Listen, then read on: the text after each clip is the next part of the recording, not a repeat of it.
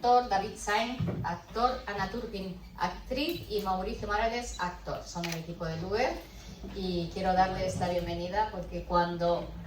Perdón. Me he dejado. Vale. Perdón. Mario, no te quieren. No me quieres. No te quieren y yo no he mirado la mesa. O sea, muy mal por mi parte. Yo que iba a decir, qué ilusión me hace tener a los fans de Sitges que vuelven, se pasan al otro lado y te hacen una película por segunda vez. Bienvenidos, todo el equipo de Luger.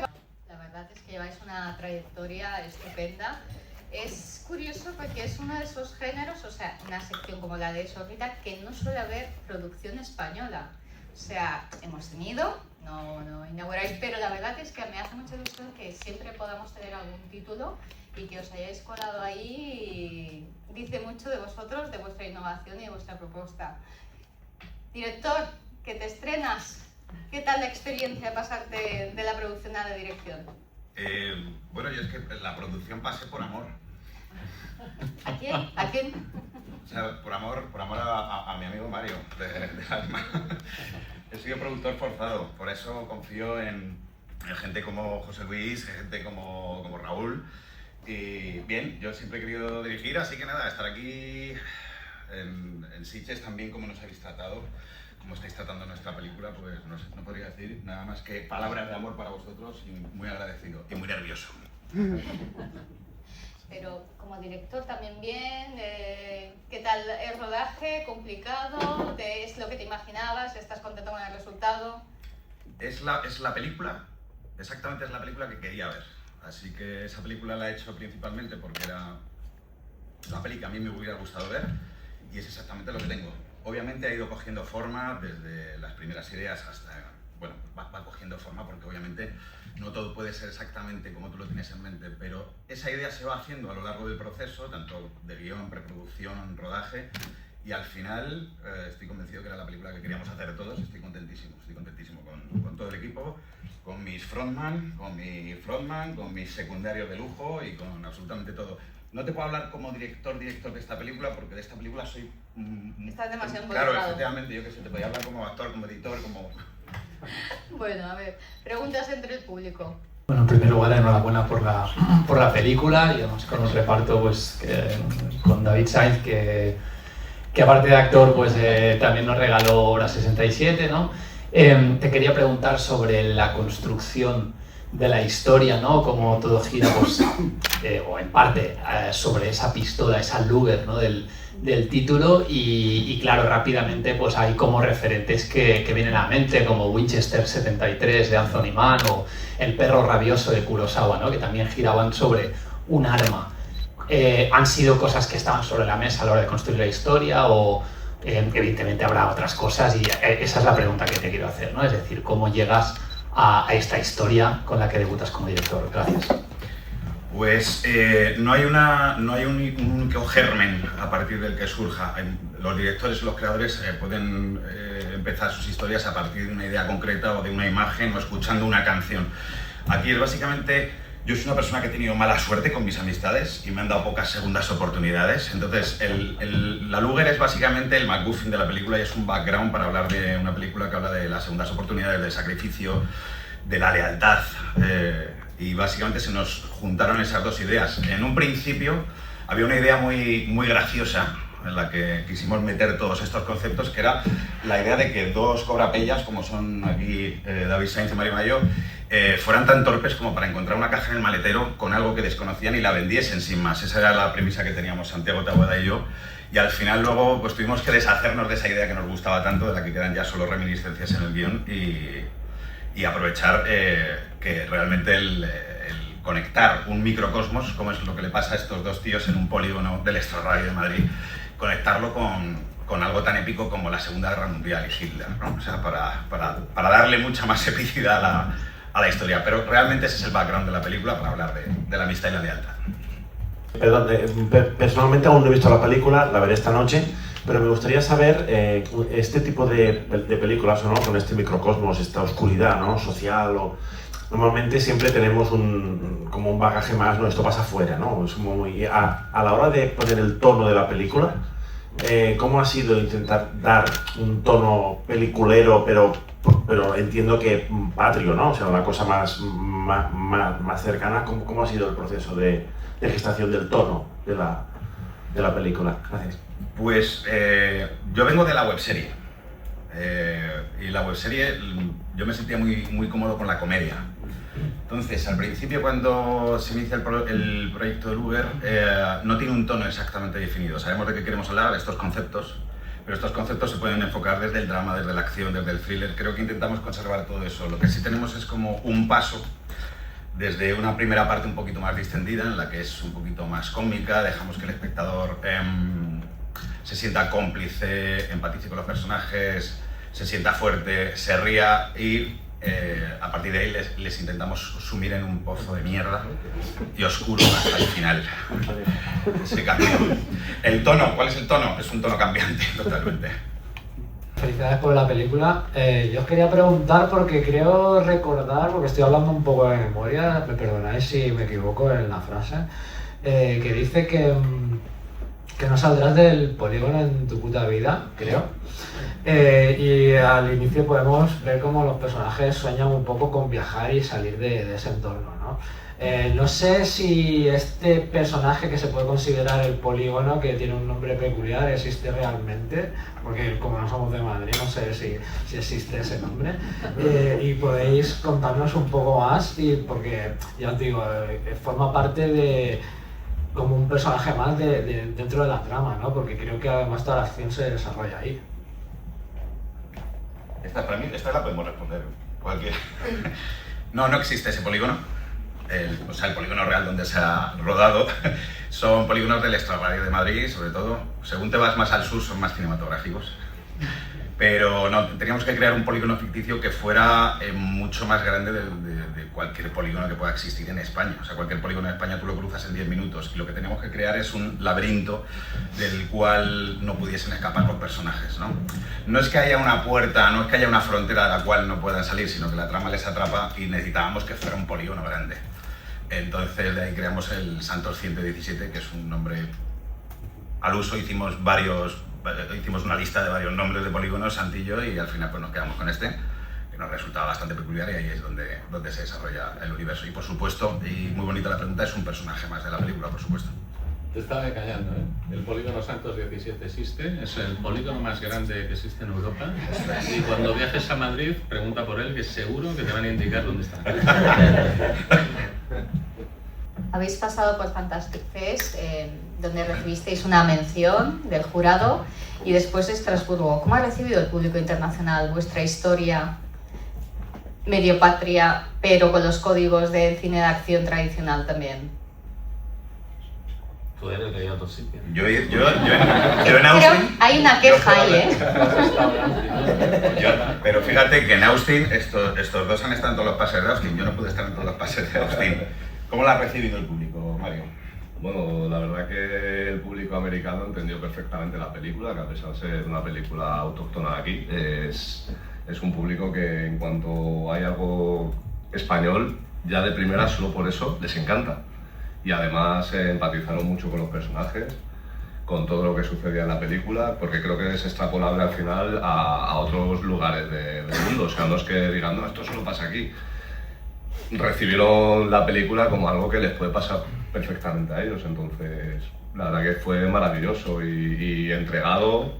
Nuestro productor ejecutivo Raúl Cerezo lo definió como aplauso extremo del público, porque fue así, fue un aplauso y la gente se reía, la gente aplaudía, la gente... Hay momentos que les miraba y decían, van a llorar, les pasaba. Entonces creo que he entrado muy bien en la película. No estuve en Estrasburgo para ver cómo fue allí, pero ya os digo que en Estados Unidos quieren más. Sí, pero lo que dice Mario también es verdad, que en la peli, dentro de que es una historia que podría ser relativamente universal, sí que hay costumbrismo y sí que hay expresiones, hay cosas muy de aquí que a mí me sorprendió muchísimo, como entraban en Austin. O sea, la gente entraba a muerte en todas esas cosas. Luego nos preguntaban, plan, eso, y nosotros sí, eso es normal, ¿eh? Pero yo que no hablo mucho inglés, a mí me dijeron muchísimas cosas que no entendí, pero como con mucho entusiasmo. Y yo decía, a este le ha gustado. Luego en Francia, pues básicamente, obviamente como la gente que hemos hecho la película entendemos bien, perfectamente sabemos, aquí se tienen que reír, aquí tienen que aplaudir, aquí tienen que emocionarse. Y más o menos como el público americano entendió el 95%, entró al 95% de los impactos, y el público francés a un 85-90%. O sea, decir, se puede decir, sí, no sé si era por la traducción, no sé. Es que también tener en cuenta que como es una película, como ha dicho David, con mucho costumbrismo, hay gags que no son gags simplemente que a nosotros nos hacen gracia porque son cosas de la guerra, ¿no? Si tú no has comido un menú del día en un polígono industrial, no es que sea una coña, es que tiene gracia porque tú te ves identificado con eso. Claro. Te ves identificado a que hemos llegado todos tarde. ¿Dónde comemos? Venga, aquí, que hay paella. Llegas y dices, no, paella no, qué puntería, joder, esto ya no me queda, ¿no? Está ya todo tachado. Entonces, no es un gag en sí, pero dices, esto un francés lo entiende, esto un americano lo entiende. A lo mejor no porque no es un gag en sí, pero bueno, casi prácticamente el resto de impactos funcionaban. Y creo que tenemos un lenguaje más o menos universal. Somos gente que hemos vivido y nos hemos criado con la cultura de los 80, con ese cine de acción que nos molaba a todos, y creo que eso al final sigue estando en lugar, aun con su costumbrismo español. Además, yo creo que es cierto que la película tiene un lenguaje muy patrio, pero emocionalmente es una película muy americana. Es decir, yo creo que emocionalmente cualquier espectador va a poder ver una película norteamericana muy tradicional, muy americana. No vamos a hacer spoiler, pero tiene un final gringo de no te menees. Es decir, que es parte del encanto de la película, parte del encanto del guión, y yo creo que es parte esperemos, del éxito de la película, que lo pueden entender en todas las partes del mundo. Queremos ver un remake indio o turco. Mejor, Bruno quiere decir que quiere ver un remake americano. Y luego llegan los americanos. Sí, algunos de estos actores. ¿Quién es Brad Pitt? Me has pillado. Así. Yo por pelo no, desde luego. Yo no tengo ese pelazo. El Jason. Bueno, yo quería preguntaros también porque al menos Mario y Bruno tenéis la experiencia de que vinisteis aquí a Sitges con Os Reviento y fue muy bien acogida, creo que ganó el premio del público, ¿no? Yo os quería preguntar a todos, si queréis contestar, un poco si veis que dentro del cine español, ¿no? Que estamos quizá demasiado últimamente acostumbrados al costumbrismo, ¿creéis que hay un hueco para este tipo de cine de acción, de género, quizá incluso mezclado con comedia, ¿no? Que a algunos es también lo que nos gusta? Muchas gracias. Pues sinceramente sí, claro que Debería tener un hueco no pequeño encima, porque sabemos que internacionalmente este cine es un producto que se vende muy bien y que todo el mundo quiere ir a ver. Al final, cuando vienen películas americanas de este tipo aquí, todo el mundo va a verlas. O acá en una plataforma y todo el mundo quiere verlas. Entonces, ¿por qué no lo hacemos aquí? Creo que no tenemos nada que envidiar, ¿no? Al final creo que tenemos aquí unos departamentos que están perfectamente cualificados para llegar a ese nivel, y creo que en los últimos años el cine español lo está demostrando bastante, entonces obvio que tenemos ese hueco ahí. Además, no solo ejemplos como Reviento o Luger ahora mismo, que luego esta noche, el que no la haya visto, la veréis. Tenemos películas como Extremo, Awareness, de Daniel Benmayor, y son pildoritas que ha habido habiendo, pero hay películas de los 80 que se aceptan en España en este tono. Y de los 90. En los 90 que surge gente muy grande. Entonces yo creo que es un nicho a explotar, y tenemos especialistas de cine stunts que trabajan muy bien, como para que no vengan de fuera solo a hacer películas aquí de acción, sino que tenemos el potencial suficiente. Bueno, y si dejan de hacer las películas, pues ya las hacemos nosotros. Claro, tampoco nos importa. Ahora bien, es jodido producirlas, Es decir, aquí no hay ni una subvención, Es decir, nosotros no conseguimos ninguno de los puntos de ninguna de las subvenciones. ¿Qué quiero decir? Creo que claro que hay un nicho, estoy absolutamente seguro de esto. Y creo que es un buen momento para hacer una reflexión, es decir, se puede hacer entretenimiento y se puede tener un pensamiento filosófico en la película. Luger es entretenimiento puro, pero tiene un pensamiento filosófico de la hostia. Luger habla de las segundas oportunidades, habla de la capacidad de perdón, habla de la lealtad, habla de cosas que no se hablan de ahora ni de coña. Y yo te diría que esas son las razones por las que unos cuantos productores valientes, que no es este que te hablo, sino es mis coproductores, pusieron dinero de su bolsillo para hacer esta gran película. Tiene que ver con otra película, pero la dejo ahí porque ahora que estábamos, ¿no?, radiografiando un poco, ¿no?, ese cine thriller, llámale pues criminal, poligonero, etcétera, etcétera, pero la tengo por aquí, es A diente de perro, de José Luis Stany, del 2021, no sé si la tenéis en radar, pero bueno, que yo creo que como que también complementa, ¿no? ¿Grabado en Alicante puede ser? Puede ser, con Miguel Ángel Puro, pero bueno... No la he visto, pero la ubico, sí. Bueno, y aprovecho también para preguntar cómo ha sido la relación director-actores a la hora de construir el relato, los retos, sobre todo los retos con los que os habéis encontrado, tanto el reparto como tú como director dirigiéndolos. Gracias. Pues vamos a ver, yo tengo la suerte de que ambos son amigos míos de hace bastante tiempo, ambos son amigos entre sí y ambos papeles están escritos para ellos, entonces ha sido relativamente fácil. Obviamente las primeras impresiones son, hostia, ¿por qué me he metido en esto? Pero no por ello, sino voy a ser capaz de llegar a darle forma a esto, a tenerlo como lo tenía en mente, pero al final los actores son el 70-75% de lo que es el papel. El guión es su 15 y el director le tiene que dar el 10, porque si no, no serían ellos, serían otras personas. Yo he seleccionado a estos actores porque quiero que sean ellos. Y obviamente el papel principal era inevitablemente para un canario y me hacía mucha gracia que un thriller de acción se protagonizara por un canario, con ese temple cubano, esa sangre así caliente y tranquilita. Espesa. Y por la mala leche de Mario, ¿no?, que es un titán, que además encima no necesita doble de acción, o sea que genial, o sea, le puedo tirar por una ventana, atropellar con un Lincoln, ¿no? Diviértete con él. Sí, lo ha hecho. No me atropelló un camión de casualidad, o sea, Sí, pero bueno, aparte Mario era mi termómetro para decir hasta dónde puedo forzar a la gente, porque si Mario está cansado, el resto está reventado. Y hubo un día que dije, hostia, Mario está cansado. Y dije, creo que hasta aquí hemos llegado, ¿no?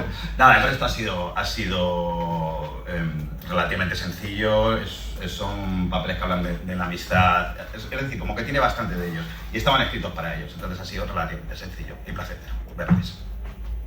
Has aludido al guión, pero viene de una idea original, lo escribisteis expresamente porque queríais contar esta historia, está basado en algún relato, ¿cómo nace?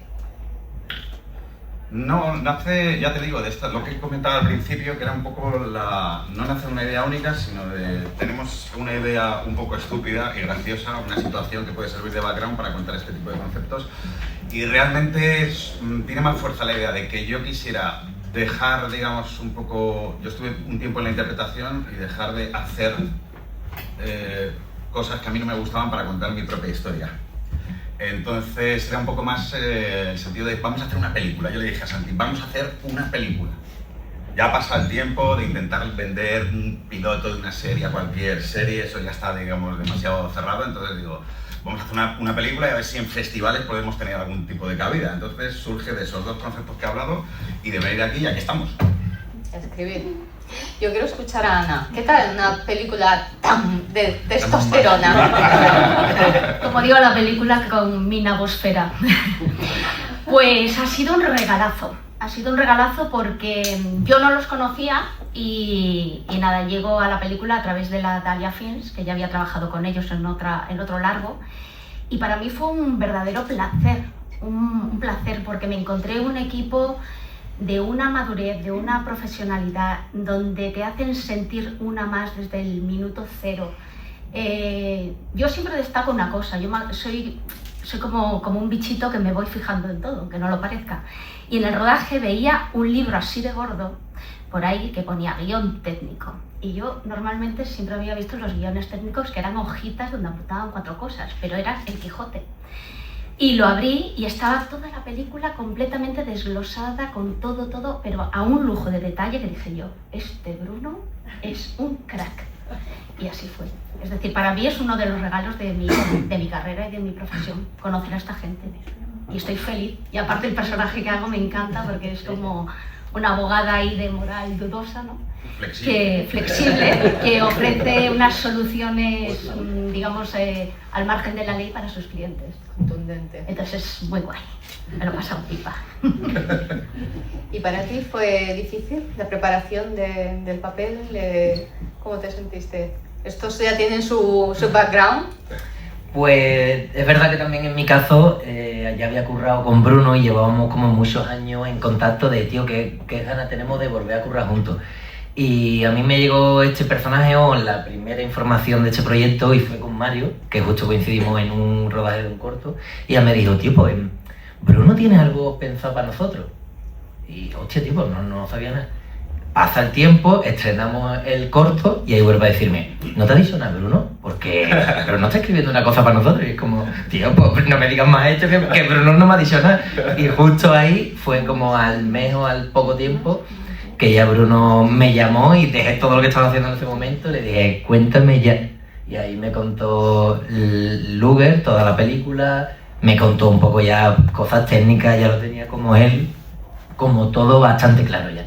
Y obviamente me contó de mi personaje. Yo ya le iba a dar sí, pero cuando me contó toda la historia y me contó mi personaje, dije, cuenta conmigo, compadre, que estoy ahí contigo a la lucha y ha sido increíble. Hola, buenas tardes. Felicidades por la película. En la película hay muchísima tensión física y verbal. Entonces me preguntaba, ¿se os fue alguna vez de las manos en el sentido verbal? Porque ¿no? Y también hay alguna escena que se os complicó, que la teníais muy bien en el libreto técnico y dijisteis, no vamos bien. Por ejemplo, hay escenas en lugares muy cerrados como un autobús y a lo mejor fue más complicado de lo necesario o a ti casi te atropella un camión. Entonces... No, eso era no. Era esa. Merci. Pues vamos a ver, de las peleas os hablan ellos, de la complejidad. De que haya habido alguna escena con la que no hayamos podido, que no se haya dado complicaciones, hombre, todos los días era un reto, hemos rodado en un tiempo relativamente reducido, pero como ha dicho Ana, sabiendo estos conceptos se elaboró un guión técnico para tener muy claro y unas localizaciones técnicas se hicieron para saber claramente a qué nos enfrentábamos. Entonces, ha sido un poco el estrés, obviamente, de manejar a tanta gente. Por ejemplo, hay una secuencia con 8 personajes en un espacio muy reducido, con una óptica, creo que es un 11, la cámara a 13 centímetros del actor todo el rato. E intentar mantener un poquito la cordura dentro de eso y que no se nos fuera las manos. El resto de secuencias, obviamente, si fuera por mí, pues hacíamos secuencias de acción de 20 minutos, pero eso es complicado. Entonces, bueno, pues te podré decir, Mario y David, cómo hemos ensayado un poquito las partes de acción, que por ejemplo son las más complicadas. ¿Sabes? Pero contestando a tu pregunta, lo decías del lenguaje, el lenguaje agresivo, la película tiene un lenguaje bastante agresivo. Yo creo que te va a servir como pista esta respuesta. Los productores le decíamos a Bruno, que somos punkis. Es decir, que somos punkis, nada de políticamente correcto. Esta es una película que no requiere corrección política, es ridícula la corrección política en todas las cosas porque los personajes hablan como hablan en la película. Y yo creo que el carácter punky de la película es una de sus virtudes. Es decir, la fuerza que tiene la película en el lenguaje que prácticamente hoy en día no ves en ninguna película de ningún país. Entonces, esto es una virtud que tiene lugar. Y hablando de las hostias, que me las llevé yo todas, ahí me acordé, digo, eres punky pero tú no estás aquí. A ver, me están retorciendo un brazo 15 minutos. Pero no tengo cresta. No, es verdad que era muy física y era, pero por ejemplo, bueno, con Mario yo no peleaba, pero con todos los demás, sí, cuando veáis la peli, me llevo yo todo. Mario da muchas piñas, pero yo me llevo el doble de la gelda. Yo físicamente no estoy tan preparado como Mario para hacer un papel de estas características, con lo cual en ese sentido lo sufrí. Pero estaba muy guay porque eran, por ejemplo, a Mauricio lo conozco desde que tiene 18 años, ¿no? Y Mauricio era el que más piñas me pega de todos. Pero era muy guay porque éramos todos tíos grandísimos. De hecho, si os fijáis, cada vez que sale Ana, parece en plan, hostia, va a llevar el anillo a la comarca al final la chica. Pues éramos todos tíos grandísimos y de repente, por ejemplo, en el autobús, que hay un momento en el que un tío que es un culturista profesional, o sea, que es un ropero abierto, me dice, bueno, pues Roberto viene corriendo en este pasillo de 1,25 m, te empuja, o sea, te placa y tú tienes que caer ahí entre los sillones y él se tira encima. Y yo dije, genial. Acción. Y hay que decir que todo este rollo de repente en el corte, todos de repente nos convertíamos en hermanos, ¿sabes? Porque si no, ese equilibrio era, o sea, explotaba. O sea, ahí evidentemente, pero todos nos quisimos mucho y todos en realidad ya en los ensayos nos hicimos muy colegas, como para, ¿sabes? Ya todos teníamos mucha vista con lo que le pasaba al otro, y, o sea, intentar. Menos un actor, que es imbécil, que le dio a mi colega una piña que no se merecía. Los demás todos estuvieron en ese sitio. El imbécil ese lo quiere un montón también. No, hubo una barra ahí que... Una barra que le separó la piel de la pero botella. una barra prop, o sea, de estas falsas. Lo que pasa es que llevan algo por dentro para que no parezca una cosa que se mueva así, ¿sabes? Que parezca una barra, ¿verdad? Hombre, cuando te dan 20 veces... Entonces, cuando a la 20 duele. A la 20 ya te atravesan, digo, yo creo que ya no puedes parar. Pero es verdad que él era muy de método. Yo creo que ya la tiene. La toma creo que está. De hecho, ya estábamos en casa, en la última que te... Me seguía dando. Habíamos vuelto, Pero no, ya, vete a tu casa, no me pegues más, ¿sabes? No, pero fue muy guay, muy profesional, fue duro, pero... muy profesional todo, ensayamos las peleas en otros espacios similares para que pudiéramos llevar esto a cabo, estaba todo muy controlado y con el coordinador de stunts, de intimidad de stunts. Pero es cierto que cuando haces algo así creo que hay que ensayar bien para llevarlo por un lado muy bien y muy medido y por otro no perder tiempo porque es una producción independiente la cual vas a contrarreloj y tiene que quedar muy bien. Entonces Bruno se lo tenía súper controlado y bueno, ahí está el resultado. Que a rodaje no se va a improvisar, a rodaje se vaya con los deberes hechos a hacer lo que se tiene que hacer. Pueden surgir cosas, pero bueno, por ejemplo, en el caso del autobús, por ejemplo, en un almacén que pudimos ensayar, se dibujó el autobús con cinta aislante, digamos, para ver los espacios bien. Porque claro, tú cuando escribes la secuencia, crees que eso va a ser una plaza de toros, llegas a un autobús y realmente es que o sea, tienes esto, como decía, el pasillo de David, ¿no? Donde tenía que caer con Roberto encima. Así con cinta adhesiva parecía más grande. No, era mejor. No hay asientos con los que te golpean la cabeza a caer, o sea, esas cosas, pero no sucedió nada grave. No, pero curiosamente no hubo ningún accidente. No, aparte de ese chico que murió el día. ¿Cómo se llamaba? No hablemos de él, A descanso. No pasa nada, la verdad. Porque somos todos Jackie Chan. De hecho, yo creo que la gente que se pega por la calle cuando pasan peleas callejeras que vemos vídeos, no, es gente normal, ¿no? No son todos ninjas ni tal, es gente normal. Entonces, en esta película también. Bueno, eso es una cosa que creo que debería subrayar a favor de esta peli. Que las peleas se parecen a las peleas de verdad, ¿sabes? Que no son peleas como súper coreografiadas, donde la peña sabe dónde te viene el golpe y te la para, ¿no? Claro. Sino que son peleas torpes, sucias, son un asco de ver, pero así es un poco, ¿no? La vida. Pues felicidades por este ejercicio de verismo y fisicidad, os deseo lo mejor, que se distribuya y que consigáis vuestros remakes. Muchísimas gracias.